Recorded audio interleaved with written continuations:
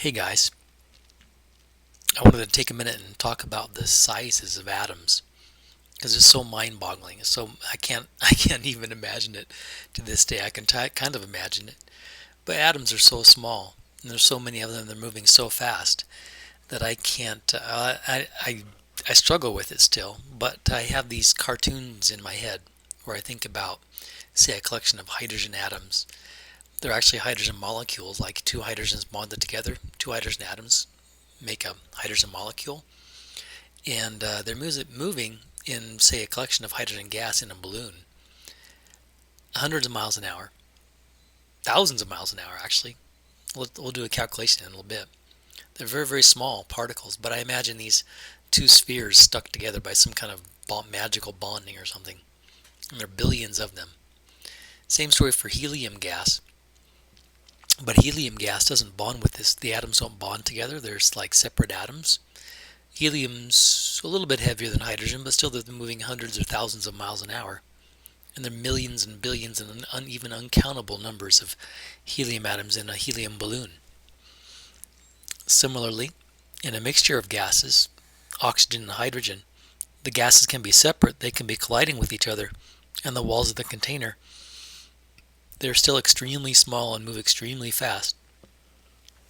But they stay bonded like this until you light them on fire with a match. It's called activation energy. Then the bonds of oxygen and the bonds of hydrogen molecules actually rearrange themselves, and we create water, because you know H2O is water. And we'll talk more about that. But the topic of the day is the scale, the size. And as I've drawn these cartoons here, this is how I imagine these molecules. But in a gas, actually, they're much further apart than this. This cartoon and this cartoon and this cartoon is more probably representative of, say, liquid hydrogen or liquid helium or liquid hydrogen and oxygen mixed together. That would be kind of super dangerous if you ask me. Asking for trouble. But anyways, we use these cartoons to imagine the molecules and atoms. We use them to imagine bonding. We use them to supplement our writing of a chemical equation where I have two hydrogen molecules and one oxygen molecule reacting to give two water molecules. Have you ever seen a chemical equation like that before? This 2 here and this 2 here are used to what we call balance the equation. In any case, let's talk about the sizes of these again. Let me make this a little bit larger if I can. In a hydrogen molecule, as I said, we have two hydrogen atoms bonded together in some way. We'll talk about that more in chapter 4. But for now, what about the sizes and the speeds? Actually, it's amazing how fast these guys are going. In a balloon of hydrogen gas, the hydrogen atoms themselves, they're about 1 angstrom in diameter, which is very, very small. An angstrom, that with that A with a circle over the top, that's 10 to the negative 10 meters. I can't imagine 0.000000001 meters in size.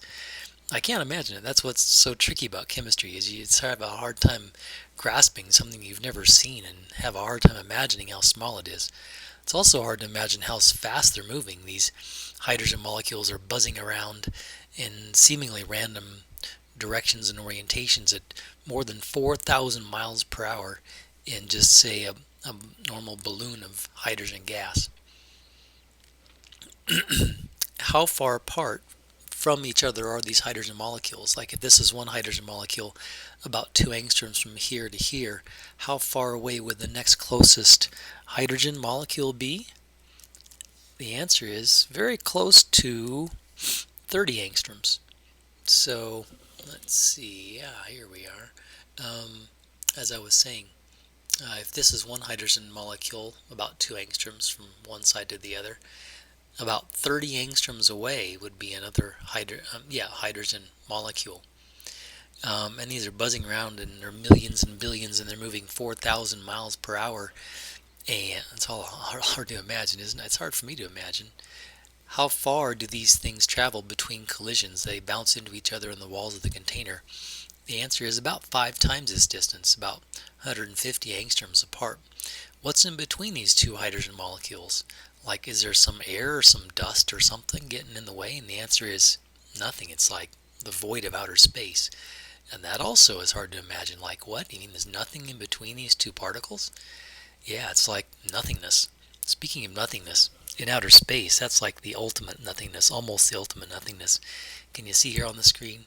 It said there's hydrogen molecules in outer space as well, but in outer space, they're not just 30 angstroms apart. That's 30 times 10 to the negative 10 meters apart. It's more like 1 full meter apart between hydrogen molecules. Whew. Man, this is mind-boggling. Boggles my mind. Before I stop, let me mention or ask you, have you guys ever seen this conversion chart for converting, say, millimeters to meters or centiliters to liters? It works with anything in the metric system because the metrics are based on powers of 10. And here's my unit in the middle. So I put meter, liter, gram, or whatever. I could use it even for the English system, but the English system of measure is not based on divisions of 10. That's what makes the metric system so nice. So if I start with kilometers and I want to go to centimeters, I start here at kilo and I go 1, 2, 3, 4, 5 to the right. In other words, I move my decimal place starting at kilo, 1, 2, 3, 4, 5 decimal places to the right. So start here and move this 5 places to the right. 1, 2, 3, 4, 5. Geez, I can't write that down right now. That comes out to 1, 2, 3, 4, 11,000 centimeters, I think. What if I want to go from millimeters to kilometers? Millimeters to kilometers, that's 1, 2, 3, 4, 5, 6 to the left. So how about 1, 2, 3, 4, 5, 6, 0.000437 kilometers. Or from liters to milliliters, you should be able to do this one in your head when you get good at this because it's common in chemistry. A liter is here and a milliliter is here. So if I want to go from here to here, isn't that 3 decimal places to the right?